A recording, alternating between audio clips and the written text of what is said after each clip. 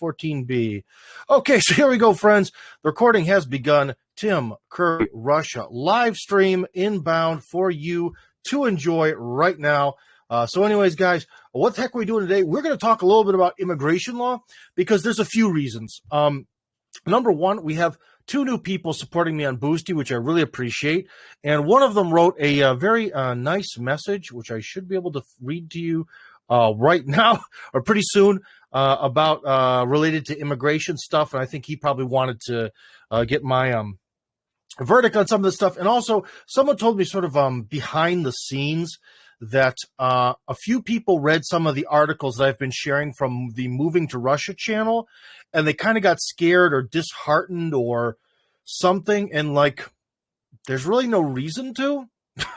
I don't quite understand why that reaction happened, but maybe you guys can explain to me if you've become recently extremely disheartened by something I've shared. You can feel free to tell me, and we'll talk about it. So today is anti-disheartening. There's a new word for the English language. But anyways, let's read this message from Joe here, who and also CK also signed up to sort of be my patrons on Boosty, which I super appreciate, especially after my refrigerator died.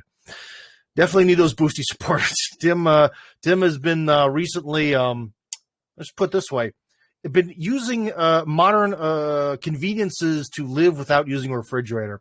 So anyways, let's get in. Joe said that things have become painfully obvious to those of us in the States that the U.S. is spiraling and Russia seems to be on an upward trajectory. I'm going to actually take a pause here and comment about his message. His message is really the reason why we're here tonight. I wanted to do something nice for the new subscribers, but he made a nice point. But also, yes, is Russia on an upward trajectory? Yes. And that's one of the nice things about living here is, trust me, there are problems within Russia. There have been bad times. Russia did have lockdowns in Moscow for 3 months. But no matter what you read online, I wasn't forced to get vaccinated. I don't know where people get this from, but that didn't exist. So there have been some negative things that have happened in Russia. There is the ever-present inferiority complex that Russians have, which is completely inescapable. And one of the reasons I'm actually with you guys today is because I got in a massive fight with the mayor of my verbal fight with the mayor of my little gated community there in Chekhov. So maybe life in Chekhov is not going to be as sweet as it used to be. But Tim doesn't take BS from anyone. Or at least I don't take BS from anyone who doesn't have a gun. so yes, I'm a little fired up today. But anyways, in short, though, Joe is right that, yes, overall, when you're living in Russia, the real nice part about it is, especially after, being born an American, and unfortunately, the real sort of high point of America was, unfortunately, in the past, although it doesn't have to be, the politicians made it that way. America doesn't have to be in decline. It really doesn't, but it is. And it is very nice to be in a country where things kind of are slowly getting better in a lot of ways. Or like when I came here, the roads sucked. Now there's a great federal highway system. They're building new trains. Just everything is kind of, seems like it's more or less in the right direction, but because it's Russia, it's going in the right direction slowly. But anyways, I agreed with that first point. Joe continues. I'd like to hear about how you might do things if you are planning to move to Russia from the States with everything that's going on right now. Ooh, that's a tough one. Let's finish his message and then I'll answer. I think the highly qualified specialist list the Russian government put out seems like a pretty good way to go about it if a person's career is on that list. Anyways, I plan to finish my degree in the States, get my TEFL. For those who don't know, TEFL is Teaching English as a Foreign Language. It's a teacher certificate, very common. Then apply for work in Moscow. Teach English in person and try. Well, one thing is you put a period there. You need to put a comment there, a comma there. So that's why I misread it. It's not Tim's fault today. But anyways, and teach English in person and try to make additional money online through private tutoring. Well, that's one thing. That is definitely one of the pathways to sort of early success when you come to Russia. Now, I know there are people, even some people listening to this probably right now, who love English teaching. And if you love English teaching, awesome. But if you watch me or any other sort of person who sort of has this like maybe expat YouTube channel, and they talk about English teaching, it can really be a trap. it can be a trap, because once you hit about the 5 or 7 year mark, you've essentially really spent a lot of the years of your youth building a career as an English teacher. And that's kind of all you have. So although it's true, it's a good thing you can do, especially now. I'll tell you right now, because a lot of foreign people are leaving. In fact, unfortunately, friends, our defensive line coach, who is an English teacher, has decided to throw it in. Russia's too much of a pain in the butt. And we're minus another American, making me the last person in the Moscow Spartans. It is a sports team. I'm the last American who is physically present for anything the Moscow Spartans do. So it's kind of a sad day in American football. I talked a little bit about American football last time. But anyways, a lot of foreigners are leaving, which means there's definitely a lot more room for English teachers than there was in the past for now. But one thing I've told you guys before, but I think it bears repeating, is that I really think that if the American Village Project works, well, it is working in the North. That already is happening. But overall, if it works anywhere near my sort of dreams here, then there's going to be a big sort of influx of English teachers, and I think the value of English teaching is going to drop. I think if there starts to be maybe, I don't know, 10 or 20,000 native speakers of English in Russia, that value of, oh my God, you're a native speaker, we'll just throw this job at you, that's going to go away quickly. But as it stands now, Joe's plan to come here with a TEFL certificate and teach English is probably pretty darn good. That will work. But one thing I'll tell you, Joe, do not, unless you love English teaching. I like my top tier of like best friends. One of them is an English teacher. He lives in Hungary. He loves it. I can't fathom that, because for me, that's like, I don't know. Every time I tried doing that, I just felt disgusted afterwards. It's just awful. I don't know. I do not like it at all. But anyways, so if you do like it, that's great. But if you're going to spend your entire youth building up a resume as only an English teacher, it's a little bit risky. But anyways, because Joe's are kind of subscribed. Okay, so yeah, that was my comments after the end of the quote. But anyways, overall, well, what did Joe want? He wanted to hear about what I might do if I were planning to move to Russia from the States with everything that's going on right now. Well, your plan of getting this sort of backup English, English certificate and coming is actually pretty good. And if I were you, I would contact major universities where they, have they have to teach English at some point, or the major, big sort of English teaching companies, and try to get the absolute minimum contract you can. Why? Because generally, big English teaching companies, trust me, they're taking the lion's share of the money. You're not going to be making money. And they sort of understand that English teachers a lot of the times are young people who want to travel, so we can treat them like a pile of garbage. That's just the attitude towards things. So that's one thing. If you just want to teach English and live outside the United States just because you want to, I would never suggest Russia. I would really suggest, I've heard great things about South Korea and Japan. As the salaries are good, they tend to respect English teachers. Here, I think the companies understand that you're just some kind of cool frat boy guy who's coming here to, how do I say this politely, engage in physical activity with Russian women while drinking alcohol. And that's your big mission, and that's really all that you're doing. So they are not going to respect you, but they can't give you a visa. That's the thing they can do. They can give you the visa.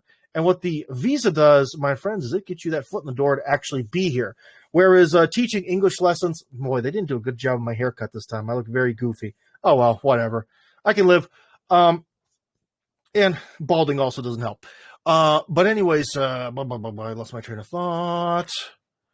I was talking about, oh my God, brain freeze. Oh, but why you want to have this minimum contract, because the minimum contract with a major organization or university, that gets you the visa. That's what you really need. And then you want to have free time in order to sort of build up clients and to do English teaching on the side, especially completely under the table. So the government doesn't know about it. And then you get to keep all the profits for yourself. Yay. And every person I have ever met in Russia who feels that they have lived a good life teaching English, They all do that. Okay, there are no exceptions. I'm going to sound like Dave Ramsey. 99% of millionaires do this to build wealth. This is literally, guys, 100%. Absolutely 100%. So that is a good option. Now, let's get away from English teaching because, again, it is we're getting some remember, guys, if you want to leave a message in the chat, basically, if you comment under like the picture of what is it? I say upcoming live stream in 30 minutes. You comment under that or basically anything. I'll see it at some point. Or you can raise your hand and you can call in and you can talk to me directly. 3 people called. Well, that's not 3, that's 4. 3 people called in the last show, and that was really sweet. So we can do that. Anyways, let's see who's saying what. Can you enlighten us on this group? What's the scoop from Tim's view? What are you talking? Oh, group? Okay, let's take a look. A question, enlighten the group. Russia from the right, an interview with Alexander Piroj. Oh my God, written in English. Pirozhnikov of the Tsar's Cross move. Oh boy, this is, guys. Why are we sending things from like 1994? They don't matter. Don't. Another time. No, nothing from 1994.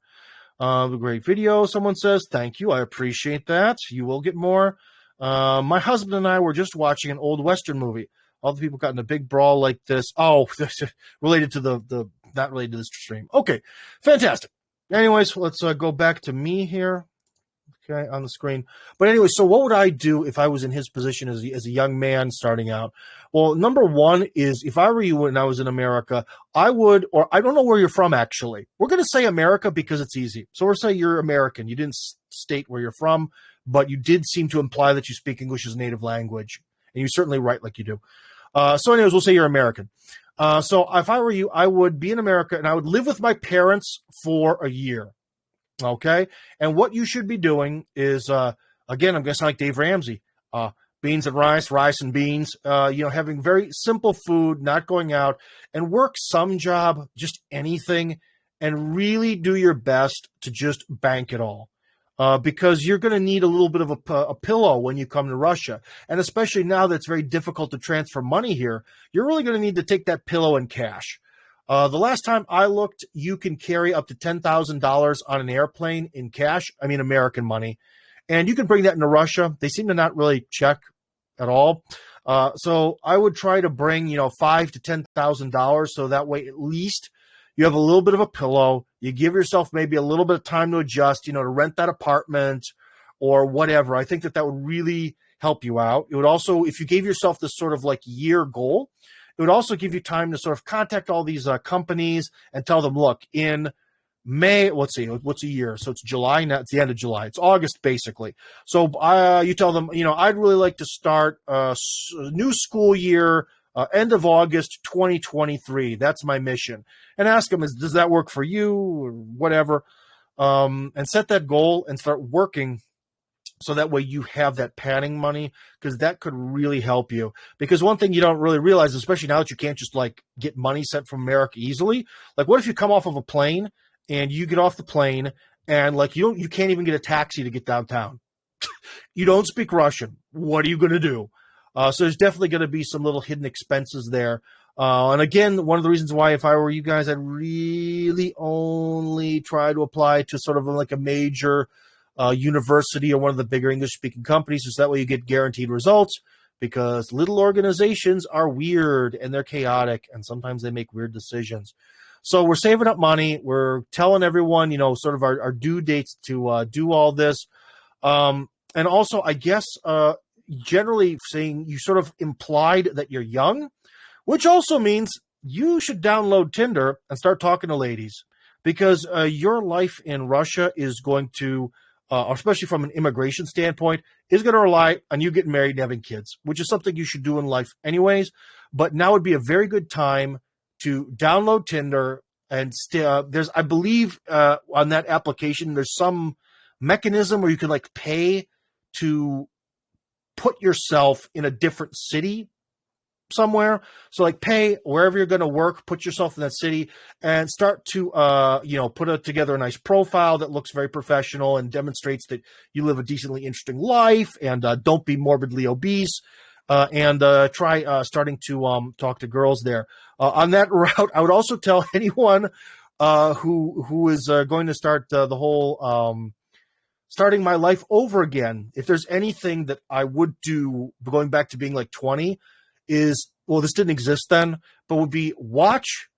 So if Joe, watch every freaking video by this guy named Richard Cooper. Go back in time. It's more important than watching my videos. It'll help you more with your life in Russia than my videos. I have to be humble here. He doesn't live in Russia, but doesn't matter.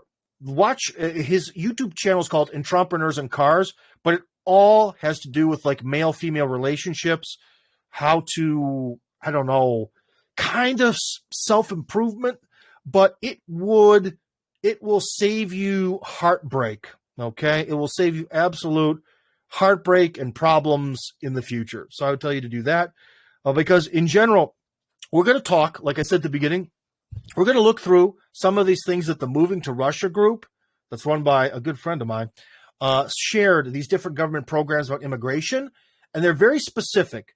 But the one thing is that's very reliable is getting married to a Russian citizen. That is the most reliable way, although it's a long road after that, it is the most reliable way to build a life in Russia, and I can't lie to you about that. Should you fake loving someone to get citizenship? No, especially because it's going to take a long time. So you're going to have to fake loving this person for many, many years. But you are probably going to anyways wind up being with some lady. So you might as well wind up being with a lady in the place you want to live. And I can even tell you, as someone who was once dumped by a Russian woman who said, we are going to live in the European Union. You and I together, let's do it. And I was just like, no, I'm not going to. And that was the end of that. So I have been the one who actually was dumped because I refused to play ball in some sort of immigration mission. And you might be asking, Tim, how could you help this woman immigrate to the EU when you're an American? Good question. She thought somehow I could. But anyways, that is in the category of c'est la vie. She lives a very happy life right now. And well, in theory, she got everything she wanted out of life. I don't know if she's happy or not. That I can't really tell you. But anyways, we're getting questions. Yay. And from Christopher, who's been a big helper lately, Christopher Barrett. What issues are there with moving cash to Russia? Can you just show up with a few thousand? Yeah, that whole thing about $10,000 to enter America, that's the same thing for Russia. So yeah, you can bring, I can tell you for a fact, I brought enough money in a little, if you guys remember, I made that Russian war game, like a tabletop war game. I took the profits in a sort of sack, like, you know, those money sacks that you can actually kind of put over your groin, so that way no one really looks for it. I was worried a lot more about criminals in New York than, say, the border guards in America. But anyways, I did bring a significant amount of money, but under $10,000, and no one asked any questions, nor did they seem to notice. So, or maybe they did notice, who knows, but they didn't seem to care. So I did that, yes. And Christopher continues, thank you. Exactly. 10K will trigger the stupid with U.S. authorities at the airport. Exactly 10K. It could, because, you know, people are very bureaucratic, and something's written, you can bring this amount of money. Does it mean exactly this amount of money or $1 less? I don't know. Bring 9,990. There you go. Give Serb. We're talking about something else. Christopher continues. You can bring in some rubles for cab fare. I could probably buy some in New Delhi. That would probably help, Christopher, coming here. Well, one thing that would, to be honest, that would help by far if you're going to come here is before you even come, download Yandex Taxi. Because if you come here and you can't speak Russian, those taxi drivers are going to see you like a wound. They're going to look at you like the way a lion looks at a wounded deer. They're just going to pounce on you and rip all the money out of your pockets. Why don't you bring, I'll tell you this much. I don't know where you'd be going from an airport in Moscow, but if you use Yandex Taxi, I can't imagine it costing more than $2,000. I took the most expensive taxi ride of my life on other people's money, which was from Sheremetyevo Airport to Chekhov, baby. So that's from the north of like the Moscow region all the way around the city and then down to the south of the state. And that was $4,500. So that was an insane taxi ride. And there's no reason at all that you should be paying anywhere near 4,500. So Christopher, if you're coming here and you want to just get that initial taxi ride done, I don't see how you could possibly spend more than 4,500.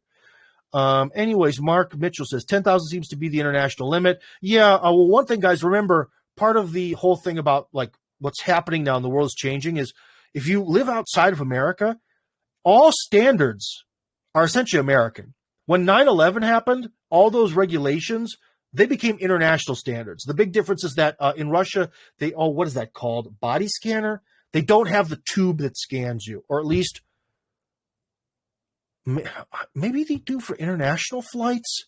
For domestic flights, they don't. I can tell you that flat out. I've had a few domestic flights this year, no tube. Maybe for international flights they do. So don't quote me on that. But for domestic flights, they definitely do not have the tube. But essentially all that like airport processes of what you do and taking off your shoes and your belt, that's all to comply with the United States. Shipping containers, that go across the world, why are they 20 foot and 40 foot? Because America said so. Why can you bring 23 kilograms worth of stuff in your bag through airports? Because American, I believe, labor union said that forcing people to lift bags over 50 pounds, 23 kilograms, 50 pounds, would be bad for their back. So again, like a lot of things are really based on American standards. This phone, this Russian telephone right here, I believe is what? 5.5 or 6 inches. The phones are measured in inches in Russia. So a lot of standards, international standards, are actually based on the global hegemon and all that stuff and the rules.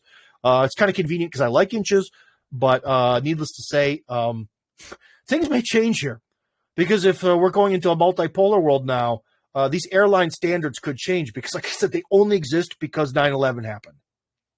And what if no one gives a shit anymore? It's going to change. But anyways, let's see. Christopher's carrying on. And also, thank you for very relevant questions here. Have it, but you need a bank account in Russia to use Yandex Taxi. Are you sure? Because there is an option to pay in cash. Then maybe what you could try is maybe Uber. Uber exists in Russia. You could try that. I know for a fact they do. So you could try Uber. And I think that's really it. There's a couple other Russian ones, but try that. But I'll put it this way. If you could maybe, like in Google Translate, you should make wherever you're going, and maybe could you tell me where you're going? From what airport to where you're going? And I'll tell you right now how much it should cost. It's going to be unbelievable. All right? Well, tell me where you're going, and I'll help you out. Chat writes, I like your content, man. You can use cash at Yandex Taxi. Yes, that's what I'm saying. There is a cash option. I used to use it. I used to be a little bit paranoid about giving Yandex access to my card. In true Midwestern American fashion, I'm a little bit paranoid.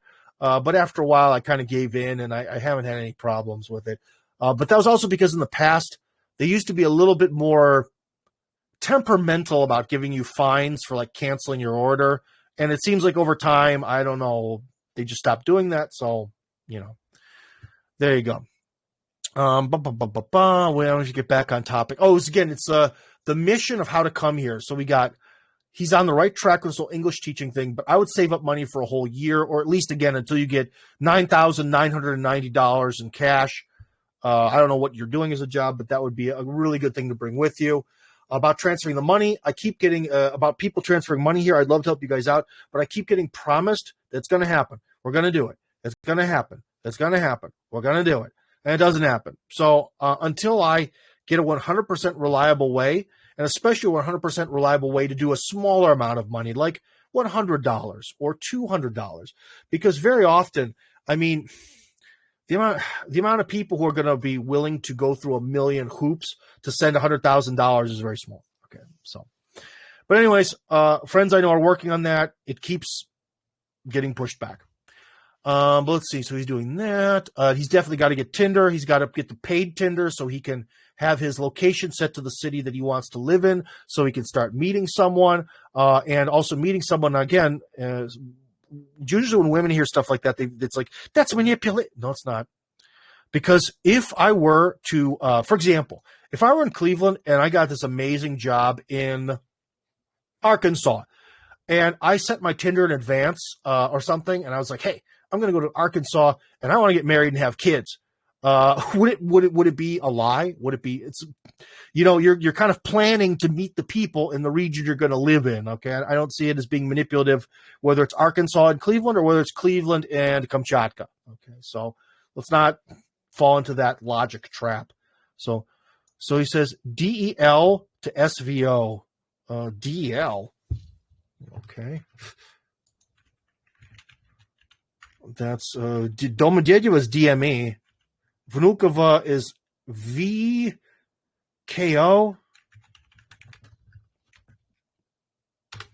Oh, well, yeah, you're going daily to Moscow. Oh, no, I meant within Moscow. Where are you going on the taxi? No. Where are you going on the taxi when you're inside Moscow? And I can tell you how much the taxi ride is going to cost. I can't tell you about plane tickets. Plane tickets are crazy. They change all the time. Let's see. I'm trying to think of anyone else. So we got this, just helping this guy, Joe, who's a top-notch sponsor, with his sort of plan to move to Russia. He's got that. If I were also you, I would, when you get married, after you do eventually find someone, but also remember, watch every Richard Cooper Entrepreneurs in the Car video over the last 3 years, all of them, so you can actually understand the way women think, and you can actually have a productive marriage. So do that. But after you get married, I would say another thing, this is planning way in advance, is after you do get married, immediately, without haste, file for temporary residency. And if you need to, you can ask me. I'll hook you up with my boy, Timur, this immigration lawyer, and you can pay him money and he'll do it for you, or you can try to do it yourself. Paying him money is probably going to make it easier, but regardless, immediately, like after the wedding. Honeymoons are garbage. You should go with her to the migration services the next day. That's your honeymoon. She can even wear the bride's gown for fun. All right, that's what you should be doing. One other thing is too is if you maybe I don't know, Joe, if you happen to have a decent amount of money, one thing that's sort of the opposite is I would advise anyone coming to Russia, before you get married, if you can, buy some sort of place to live, because if you get divorced, well, if you bought it before you get married in Russia, no one can take it from you. That's the way the world works here, and foreigners can buy apartments. So I'd really recommend, if you have the money, if you do have the resources, somehow, maybe through Tim's services, buy a tiny apartment here, so that way, at the very least, if your marriage falls apart, you won't be homeless, okay? So that would be another thing to do to plan to move here. Also, again, is if you say are not thrilled with being an English teacher for your whole life, and let's just say you are a photographer, it would be really good to also maybe try to, reach out to people and meet photographers, meet people work in that sort of industry, so that way you can already sort of get your feet going to sort of jump to something else. But I think overall that's kind of about it. One thing that when I was a Peace Corps volunteer, one thing that I think everyone regretted doing was following their instructions about what to pack. Because remember, the Peace Corps is based on State Department information, and according to them, everyone in the former Soviet Union lives like an animal in the 1700s, like some sort of street urchins. I believe that's a good old fashioned expression, street urchins. But like they're like, you guys, you got to think for the future. You're going to be living in a tiny village, and you've got to bring, if you have a battery operated device, you need to bring batteries for next. So people are bringing like bricks of batteries. They sell batteries all over the place in Kazakhstan. It's like the rest of the world. It's like, definitely Kazakhstan in 2004 to 2006 when I was there, it was definitely poorer than America. Okay. But they had batteries. Okay. It was definitely poorer than America, but you could buy shoes. So do not listen to some weird people telling you like, okay, you're going to live in Moscow? Oh my God, it's brutal there. You got to bring you don't even bring hiking boots. Why do all Western foreigners come here with these fucking hiking boots? You don't need hiking boots. You don't need batteries. You don't really need any electronic devices, especially from America. Generally, all your electronic devices, well, most of them, not your telephone. Your telephone is adaptable, but a lot of your devices are set for 110 volt power, and everything here is 220. So you can't use like an electric shaver here, or gosh, I don't know. You can't use your computer. You just need a different plug. Generally, but you should check with your computer because it needs to convert the power. But telephones were designed in a modern travel world, so they work everywhere. But essentially, don't dude, don't save up and like bring tactical gear and all that. You can just buy everything here. The main thing is just have money for when you're here and see what you need. So a lot of people in Peace Corps were really not super angry about it, but were very disheartened that, you know, they had one suitcase that they could bring and they brought like 3 kilograms of batteries for no reason. So yeah. But anyways, let's see. We've got some more questions. Remember, guys, you can raise your hand if you have any questions. I think I've addressed Joe's question, so we're going to hop over. Oh, my God. Oh, so we're going to hop over to these articles from moving to Russia that kind of also touch on the themes of Joe's question. We're going to break those down together because for some people, they give some people like a heart attack and they don't want to move to Russia anymore. Okay, I do not understand that, but that's what I've been told, and I just have to accept it. So here we go. Let's see. Christopher had more questions. No clue yet. We'll get reservations. Oh, well, then there you go. I'll just say, Christopher, if you're going from Sheremetyevo to somewhere in the city and it's not like the middle of traffic, 2,000 rubles or less. It really should be. Maybe traffic, the system's going to add maybe another 1,000. So 3,000 tops. Okay.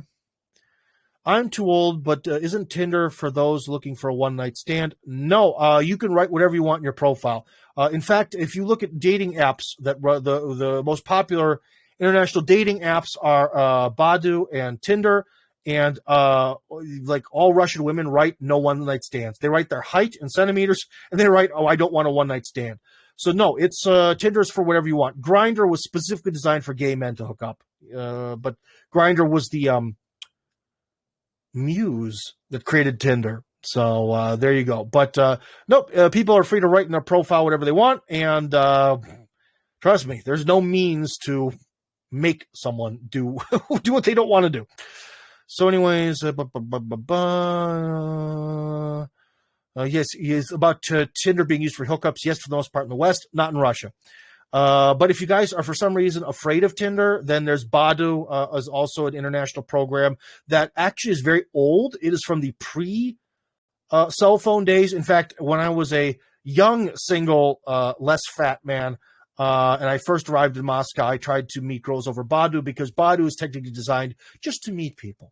So it doesn't have the stigma, no stigma, designed to meet especially friends. But you all know the girls sitting on there, they're not going to sit on some app to find friends. Okay, that's ridiculous. But people can believe that if they want. Tim, what about study visas? We're going to talk about that very soon. In fact, right now. Okay, so anyways, let's do this. Let's do the screen share. Oh, my God, screen share. I want to do the screen share where I can sort of see myself. Maybe it's going to let me. Maybe it's not. Anyway, screen 2. Begin. Okay, so here we are. You might want to see me. So can I drag myself into it? No. That's very disheartening. I want to put myself on the screen. Oh, well, you won't be able to see me. You'll be able to see my cursor.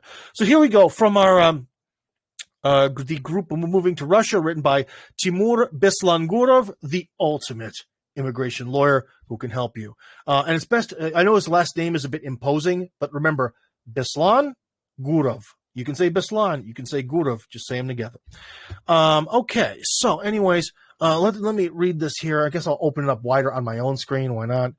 So anyways, new type of temporary residence permit has been introduced. Temporary residence permit for foreign students. And some people in the chat, when I shared this, flipped out like, oh my God, foreign people are going to come in. These poor people from these poor countries are going to storm them.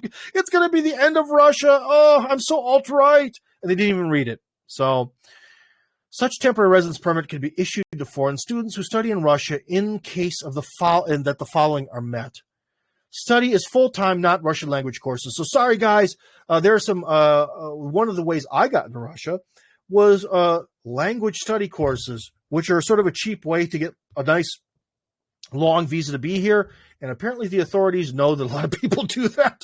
So you have to like get a full course. So it says, according to the program of bachelor's degree, specialty, master's degree, assistant, all of these things that are listed here, they all take multiple years. Okay. So of like some bum coming from like the middle of nowhere to become a leech off the Russian system, it's not going to happen through this. You got to pay a lot of money to do this, and it's going to take years.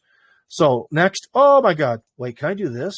No, it didn't let me. All right. So anyways, So next, it says the study program has state accreditation, or basically, yeah, you have to study at a major Russian university or some sort of scientific institution that the government recognizes, and a state educational or state, education organizations must be on the territory of the Russian Federation. Not surprising. That all makes sense. So it says, on the basis of the temporary residence permit is issued for the whole period of study plus 180 days after graduation. So this is the big thing that also people did not read or didn't notice, is that what it gives you is it gives you temporary residency for the time you're studying plus 180 days after graduation. That you get automatically. But then you have to apply for permanent residency. Where is that? For citizens who have received temporary residency using this program are exempt from the requirement to file for yearly. That we'll get to a second. Within 3 years upon graduate foreign student, temporary residence. Okay, so within 3 years upon graduation, foreign student has the temporary residence permit acquired under this program can apply for permanent residence. Apply. That means they have to go through the exact same immigration program that everyone else does, where they're reviewed by the migration services. Their background is checked by the FSB, where they can be kicked out at any time if they're up to no good or they might be a threat to Russia or something. God, whoever was thinking this is some sort of open door program, you're nuts. You have to pay a full, at least 2 years of university education, do them, and then you get the chance to apply for permanent residency. Okay. So maybe, Joe, because you're young, maybe this is something you might want to do. If you're still young and you seriously are hardcore about Russia, well, I don't know. This might be something you want to do, especially because it offers not just like university degrees, but specialties, and they do like an assistant internship somewhere. This might be something that's really good for you. And it would also, in theory, allow you to not have to rush into getting married. But I don't see it as a bad thing, but maybe you do. One thing also, you see foreign citizens who have received temporary residence permits through this program are exempt from the requirement to file yearly notifications confirming their stay in the Russian Federation. Yes, this is the dumbest thing. When you get your residency of any kind, be it temporary, permanent, every year you have to go and file and tell them that you're still here. Dumbest crap ever. But you have to do it, and you can't lose the piece of paper, or you are straight effed. Effed, I tell you. It's very annoying. So, let's see. The amendments related to this temporary residence permits come into force starting January 1st, 2023. So that'll give you, Joe, my friend, plenty of time to save up your money, except for the money you donate to me, which I much appreciate. So I hope that answers some of you guys' questions. Remember, if you have, you want, you can raise your hand. Right now, when I'm kind of doing this sort of stuff with screen sharing, I can't actually see your questions very well. So here we go. Here's another way you can immigrate to Russia. Investment immigration, the Golden Visa Program. In our past articles, we wrote about the necessity of adopting clear investment migration laws, blah, blah, blah, blah, blah. Initially, the idea of a golden visa for Russia was discussed in the press in June 2020. In April 2021, I've participated in working groups, I being Timur Beslangurov, the immigration lawyer, in the working group at the Ministry of Economic Development and Trade to brainstorm what the criteria should be. I was very skeptical about the draft proposed criteria, as I believe that the way they are proposed, they will not work, and there would be hardly few investors using this law to obtain residency in Russia. So let's again briefly go over the pros and cons of the proposed criteria. Proposed, important word. Investment to the Russian existing company. Around 15 million rubles, 260,000 US dollars. Investment to the Russian government bonds and 30 million rubles, $520,000. Who do they think is going to come here? One thing is, this is, again, why you can see why Timur was very negative in his speech, because if you're willing to put that much money in the Russian economy, there's so many things there's a lot of ways to get around that. Investment to the residential and commercial real estate in Russia. Now, here's the one that's pretty good. Except it says $520,000 investing in residential or commercial real estate in Russia. And I understand this is, again, we don't want poor schlubs coming into Russia. We don't want some weird people buying a shed in Siberia just so they could come to Russia. And, I'll tell you one thing. I've been to London, and I tell people in Russia, London is a human garbage dump. It is Imagine taking like the 10% of the most least intelligent, most criminal, probably most drug-addicted people of every country in the world and shoving them in one place, and that's London. I don't want Russia to turn into London. So I understand why they have this limit of 30. They want people to buy something commercial or residential in the area of 30 million rubles. No homeless guy's going to be able to do that. That's for sure. But that really excludes middle-class people. Like $520,000 out of the range of a middle-class American to buy a middle-class American home. So especially now also when we're factoring in it's hard to transfer money, there's going to be a lot of, basically if it in theory costs $520,000, with all the games you have to play to get money into Russia now, it's probably going to wind up being $550,000. So on a way, I kind of understand that, but it's very exclusive to essentially only the rich, which is not so good. But anyways, here are Timur's pros. Remember, this is his writing. I'm also Tim, but I'm not Timur Tim, or at least until Muslim people talk to me. So remember, two Tims here. This is not me writing. The pros: not only foreign not only would foreign investor would obtain residency, but also her family members, spouse, children, parents, spouse. Oh, so that's okay. That's actually very good. That's very good that they thought about that. That someone who buys a $30 million or 30 million ruble residence might have family. I bet they do. Foreign investor will skip the necessity of obtaining quota for temporary residency. Oh, believe me, I think some people watching, are they here tonight? Let me look in no, they're not here tonight. But there are some people we know who have been fighting for that quota spot. Oh, boy. There'll be no requirement to reside in Russia for 6 months in the year on the basis of residency. Because remember, if you do get residency in Russia, you must live here 6 months plus 1 day per year. That's the way it works, okay? So residency in America is actually 35 days or less. So 1/10 of the calendar or less. In Russia, to be resident in Russia, it is 6 months plus 1 day or more. Okay, so well, I mean, in America, it means non-residents, as in if you spend 36 days in America, you reside in America. So the bar is much lower. Okay, so it's a big difference. In Canada and a lot of other countries, it is also 6 months plus 1 day. So that's nice. Being able to buy your way out of that stupid quota is nice. But also remember, you get a spot in the quota. That's what it says, guys. It does not say that if you spend this amount of money that you automatically get to live in Russia and get citizenship. It says you get the chance to be in the quota and apply the keyword for temporary residency. And no. And will obtain residency. Oh, excuse me. Will obtain residency. Well, that's much better. So that actually gets you in the quota and you get around application. No wonder they put the bar so high. Anyways, it says the cons, prior to the possibility of applying. But then again, we have the word applying here. This is weird. I got to talk to Timur. Prior to the possibility of applying for residency, a foreign investor should hold of his investment in Russia. 3 years. So you have to wait 3 years after making the investment. That is garbage. No clear path to citizenship apart after 5 years of having such residency. So standard waiting times. Oh, boy. So that's the golden visa. I don't know. How do you guys feel about that? Let me get back to myself here. And let's, oh, gosh, what's happening? No! Oh, boy. This is very confusing when you have two monitors showing basically the same thing. Stop sharing. Okay. Oh, thank goodness. Anyways, let me then make myself smaller. And let's see. Did anyone have any questions? Let's see. Tim, what about study visas? I could apply for some master's degree. Yeah, we just talked about that. Get accepted for a master's program first, then get help from the university. Well, yeah, that's the main thing. Again, some people I've gotten some weird messages. If you apply to a university and they accept you, it is absolutely and 100% their responsibility to get you that visa.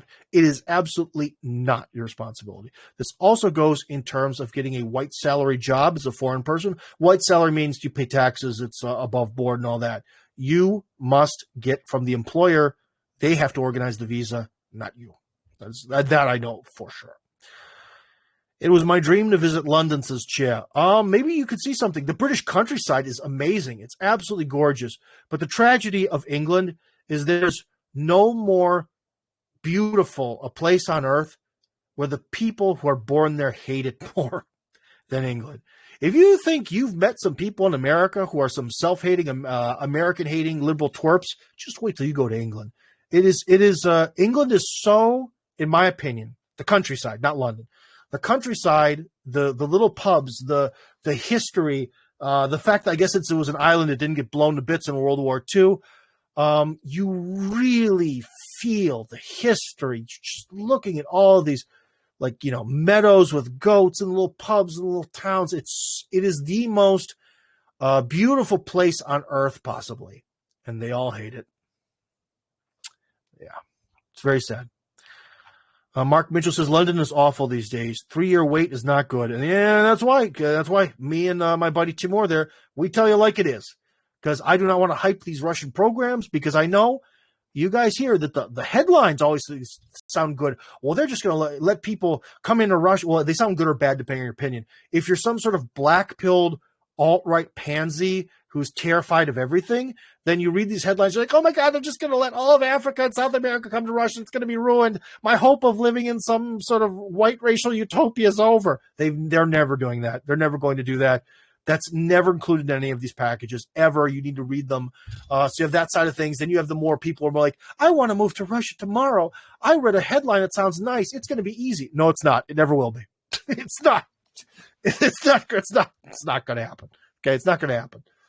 Maybe it's easier than moving to Hungary, where you have to prove that you're an ethnic Hungarian. That's one thing that's also going to be interesting. I wonder what's going to happen with Viktor Orban. There are a lot of homeless people in Budapest who are obviously not Hungarian, okay? They can't get Hungarian citizenship. I have a kind of scary feeling that in a multipolar world, those homeless guys might be in some deep doo-doo. If Orban ever gets the chance to really actually act like a dictator at some point, oh boy, those bums are going to be in deep doo-doo. Anyways, Christopher continues. I hope a local business owner, an old Soviet refugee, move his sold business cash using U.S. dollar tethered cryptocurrency to a Russian bank. Yeah, crypto works here. That is true. One thing is also, hey, if anyone wants to donate to my crypto wallet, Monero time. Oh my God. Who doesn't want to donate to Tim's Monero? I think we should. You know what? I'm actually going to throw it in the chat. I'm going to be that guy if I can find it. I think it's over here. No. Hold on. Tim Kirby Russia. Here we go. Go, Rumble, go. Let's see. Do you have my Monero wallet? Yeah. Oh, boy. You know, I'm going to put it, not only I'm going to put it in the chat, I'm going to be a big jerk face. I'm going to say, don't send Tim, not time, Tim Crypto 2. There you go. So you can send crypto to my Monero wallet. That's amazing. So yes, crypto is an option, but again, you have to find a place to exchange it. And maybe, Christopher, do you know how to get a good exchange, a fair exchange that's reliable? Because I don't, and I would really like to know that information. But anyways, he got his Russian citizenship immediately and declared the Russian bank account on a F-bar. Well, he was a Soviet refugee, which means anyone who was born a Soviet citizen has the right to apply for Russian citizenship in the same way, again, right to apply, in the same way that you do when you marry a Russian citizen. So that's a big nuance where his instance is very different from yours. The retards in the Biden admin, I'm reading from Chris's message, revoked his U.S. Oh, really? Which revoked his U.S. citizenship, which freaked out the IRS since he was now a non-person and no longer subject. I don't know, Chris. He should really look into that because I don't even think that that's possible. There is no real legal method to revoke an American citizen's citizenship. That method, as of today, doesn't exist. So he might be dramatizing or something, or maybe he had a green card. You can revoke a green card. Oh, yeah. That you can revoke. But there's no way to strip a U.S. citizen of their citizenship as it stands today, other than them willingly and knowingly choosing to reject it. Okay? So I think he might have fed you some bad info there. He even got estimated tax on this business sale back. I don't know what's going on there, but if he really wants to get his American citizenship back, if he is able to hire a lawyer, he should be able to win. And I'd actually like to meet your friend. I need more business contacts. Tim needs investment. So Mark Mitchell says, I'm a dual national, U.S., U.K., living in the U.K. at the moment. Once I work out what documents I need to translate and notarize, I will move to Russia, Russian wife. That is what your wife, as a native speaker of Russian, should be looking up. One thing you could do is you could talk to Timur Bislangurov on his site there, Vista. It's called Vista. Look for Timur Vista Immigration. Google search, you'll find him, and he can do a lot of the work for you. Or what your wife should be doing is going and looking for that information online. But I can tell you real quick, it's going to be a lot of medical tests. It's going to be birth certificate translated, copy, notarized copy, translated. It's going to be your passport translated. Every word in your passport must be translated, including, I think, with British citizens, you have that whole thing about this passport actually belongs to the Queen and then the subject, British Crown, whatever. All that has to be translated. Blood test is going to pass the Russian test, which is really easy, so on and so forth. So you really need to get on, Mark, you need to get on that now. I'm not kidding you. Everyone thinks that I'm kidding or I'm being cute. Now. Right now. Send Cripply, I did. But we live in Devon, and we're love living here. Hating the government is one thing, but no one in England hates England. Linda, no one in England hates England? Come on. You have the most liberals per square mile of any country on earth. Come on now. Come on. Don't lie to Tim, baby. I love your country. I think it's the most beautiful place on earth. And I'm Mr. Russia advocate. I have to say, British countryside slightly better than Russian. I think Russia lost a lot of its history due to communism, and Britain retained it. Britain is so – there's some places in Russia that can bring the tear to your eyes. You look at the English countryside and you want to sob. It can be done, requires U.S. attorney to talk district judge into signing the order. See, Chris says it can be done as getting I don't know. I can't speak for London. I know nothing about the place. Becoming an officer in a foreign army. Oh, that. Yeah, well, yeah, there are a couple clauses where if you fight as a ground soldier in a foreign army against the United States itself, yes, you lose citizenship. There are a few weird clauses like that, but I don't think your friend was there. But, Chris, that could happen to me or anyone because right now the legal definitions of things are becoming so fascistic, so vague, that I could be someone who makes interesting videos about Russia. Someone could say, well, you're supporting the Russian army that's fighting against our allies in Kiev. So it's possible. It could happen to me tomorrow. I don't doubt that for a second. Although, of course, it's against previous Supreme Court, Supreme Court rulings, but who cares? But the fact it was naturalized made revoking easier. Man, it does kind of seem like, but I don't know. I'll put it this way, Chris. That is the first time I've ever heard of that. So forgive me for being skeptical. Okay. A little bit of news from the front there that I'm not going to share. All right. So anyways, I think we had like one more article to share with you guys. Was anyone wanted to raise their hand and chit chat? No one does. Fantastic. Okay. Let's go back to screen number 2. Employment immigration to Russia. Russian immigration legislation provides a way to obtain residency and even citizenship. I should make this bigger. Even citizenship with regards to the possibility of obtaining blah, blah, blah, blah, blah. Need foreign specialists. So anyways, this is sort of the 150 professions list, which is bigger now. The professions could be stuff like doctors, secondary medical personnel, pharmacists, teachers, farming and agriculture workers. Pharmacists would be hard because all the medicine, everything's completely different here. Like if you came with I believe you have to have a master's degree to be a pharmacist in America. Boy, you come to Russia, you have to relearn a lot of stuff. Farming and agricultural. Speaking of farming, did you guys see the new video interview with a Dutch farmer who lives in Russia? Come on, very relevant right now. Everyone should have watched it. It's in it's on the channel.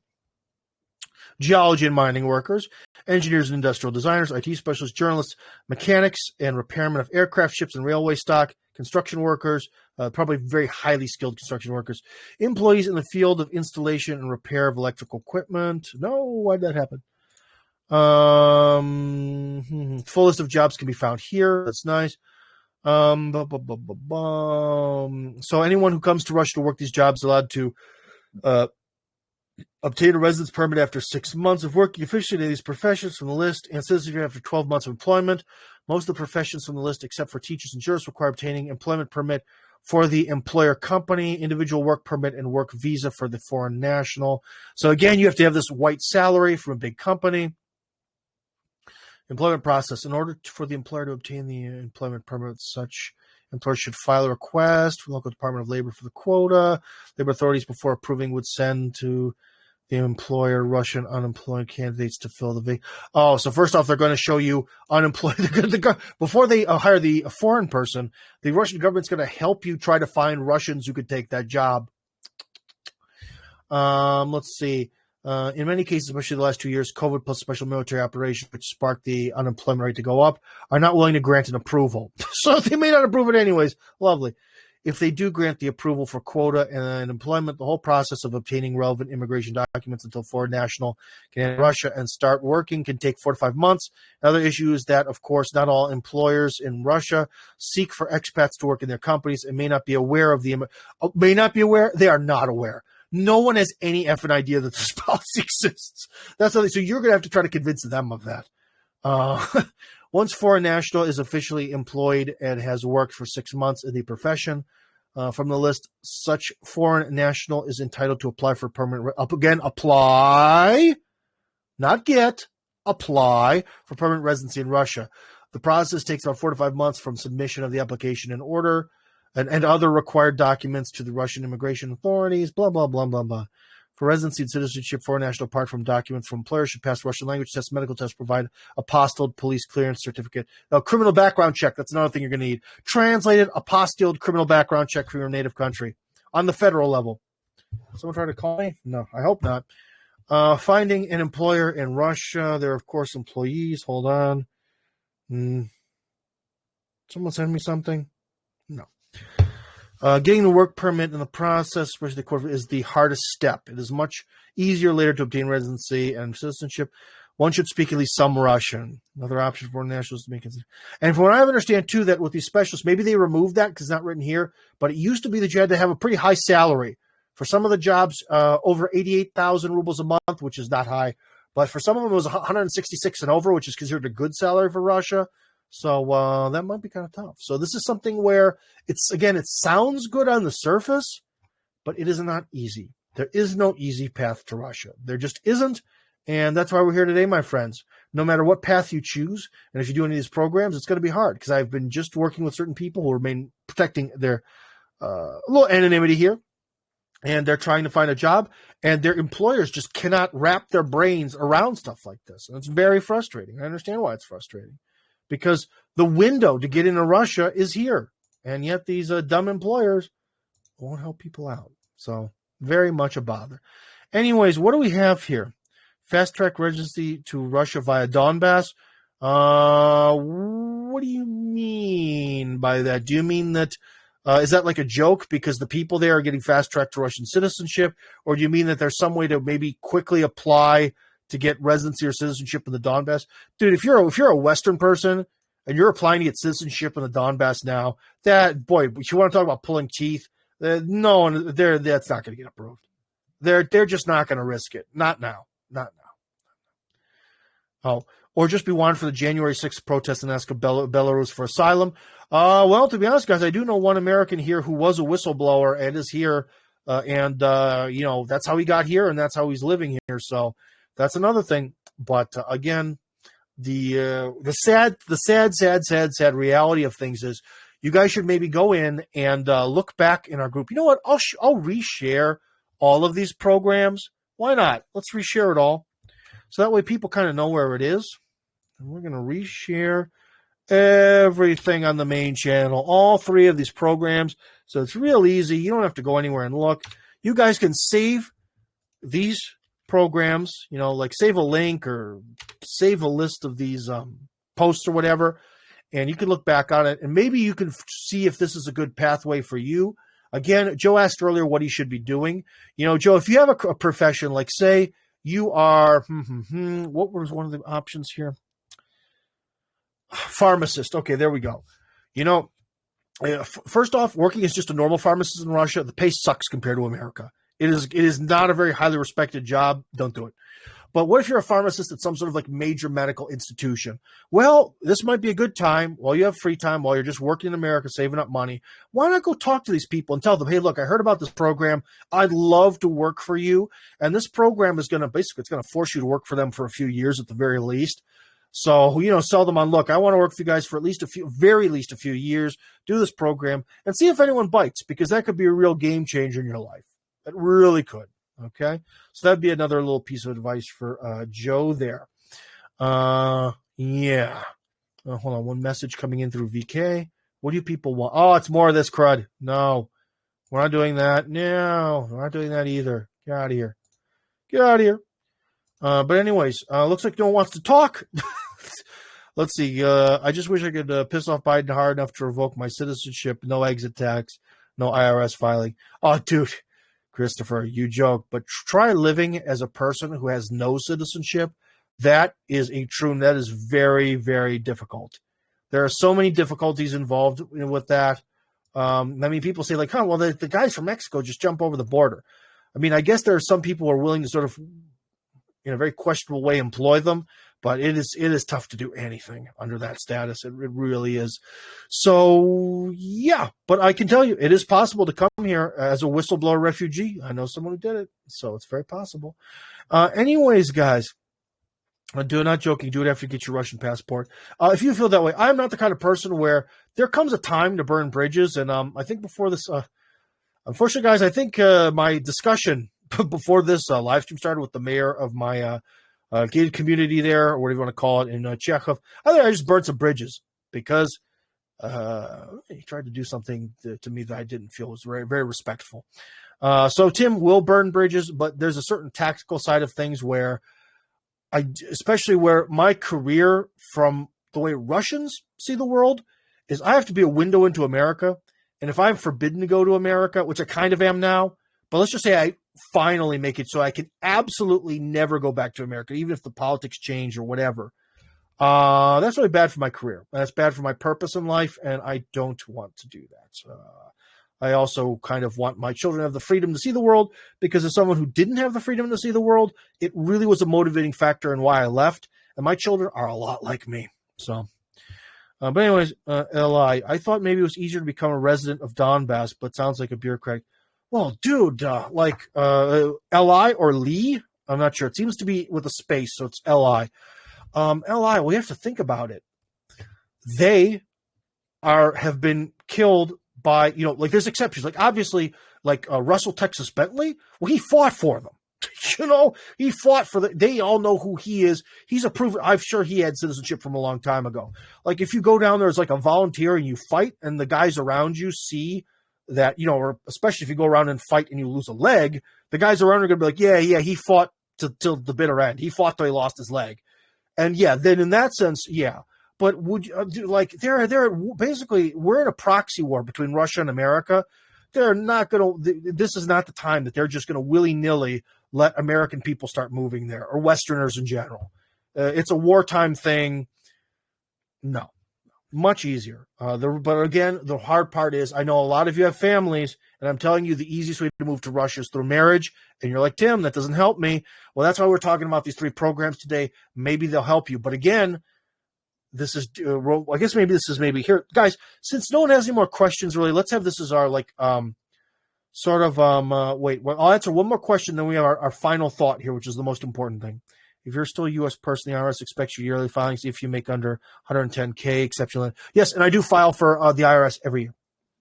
And I also apply to vote and all that. So, yes, that is absolutely 100% true. You must file to the IRS every year, and I do. But anyways, we're going to get to our final thought today about all this. We talked about, if I can remember it. Oh yeah, it was about marriage. I'm telling you guys that marriage is the only reliable way.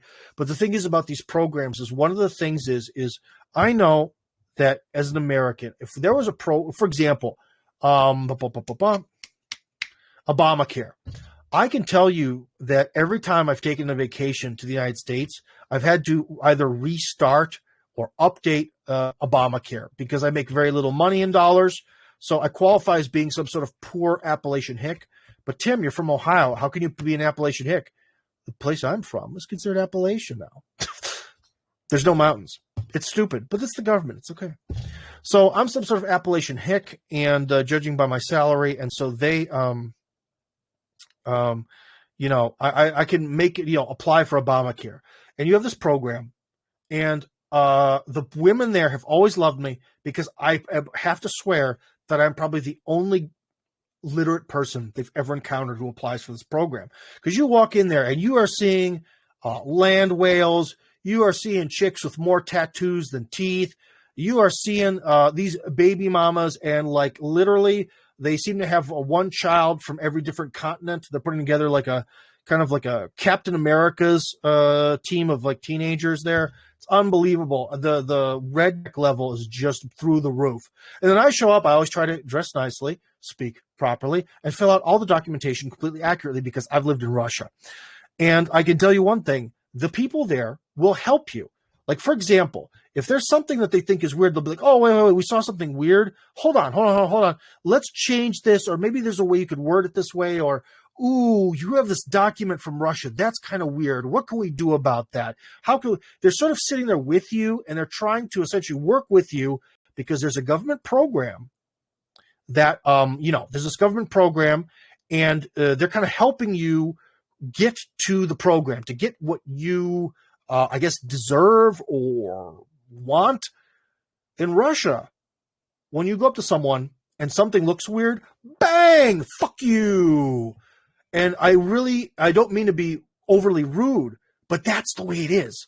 And so I keep having, again, I'm trying to tell people with these programs, it is 100% on you. So let's imagine this again. We go back to me trying to get Obamacare in America, but all the women who work there, and I say women because they're all women, there are no men.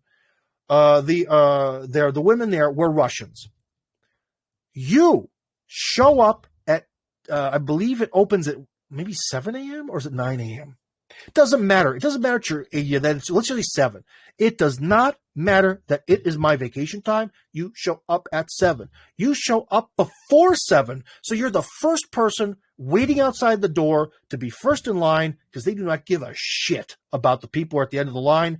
They maybe have a quota of people to serve per day. Whoever's at the end, fuck them. Okay? So there's that point. You better in advance have absolutely every document you need. You need to find that out and bring every document with you that you need. And then when you go to those people, you better be damn sure that everything is spelled perfectly, that you use the absolute proper punctuation. Remember, for example, Russian people very often, when they write like $400, they put the dollar sign after the 400 because it's $400. So they would think that like in Russian it'd be after the amount. No, it's before. If you were to do that in Russia and put the ruble sign before the money instead of after it, document done. Fuck you. Okay?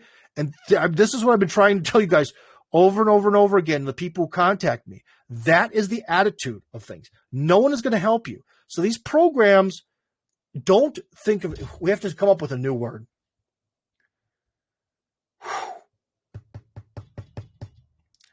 I can't even think of a word, but you have to get out of this mindset that government program means that the government will work with you to help you get it. In fact, it's the opposite. They're going to stand in your way every step of the way until you fight with them to the point that you break their will and you take the program. Okay? Does that make sense? So that's why one thing with these 3 programs, don't think for a second that any of this is going to be easy, and why I advise Joe, if you do want to become a pharmacist in Russia, you are the one who's going to have to seek out this job. You are the one that's going to have to tell this company all about this program. You are going to have to provide them information about it in Russian. You are going to then be the one who's going to have to try to convince them to take a risk and do all this BS to get you hired. Then you are going to be the one to make sure that they actually follow through on it. And you are going to be the one who's going to make sure that the accounting department later gives you the salary and everything you do this. So far, it's all 100% on you. No one will help you. You must drive these programs home, okay? Sorry to do this, but I keep having to repeat the same thing over and over again, so I'm just starting to go nuts. But anyways, I guess we'll have a couple more questions or comments. Thanks to tips. Apply for EBT electronic food stamps. I've tried to apply for everything because some people say that that's dishonorable to take money. The government has taxed my parents, my cousins, and me when I used to work there into oblivion. You know what?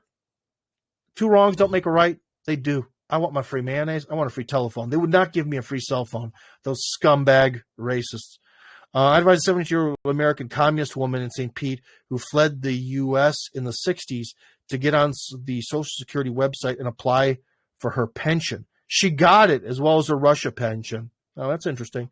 Yeah, from what I understand, but again, it's very hard to get money out of America. From what I understand is, regardless, even if I do eventually get in more trouble than I currently am in, I do believe I will get the absolute bare minimum amount of Social Security from the United States. So, what's the Russian version of DOT? Of dot your I's and cross your T's? Oh my God, what is it? Oh, that's going to be our absolute last question. I probably have an answer for you on that. I got to take off my watch because I can't really type with my watch on. I really need to get a third watch. Sick of wearing these two over and over again. Although I love both of them, but I want more. Let's see.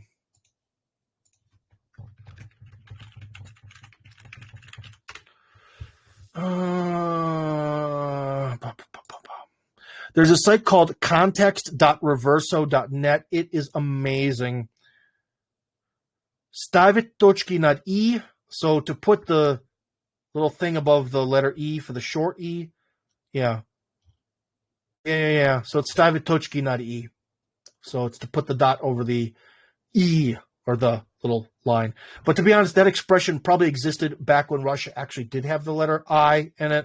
So it's probably from back then. That's why it's a dot instead of a little hooky thing, and I can't remember the name of it. But anyways, guys, I think we had a nice time. No one called in, though, which is a little bit sad. But anyways, I'm going to upload this video right now.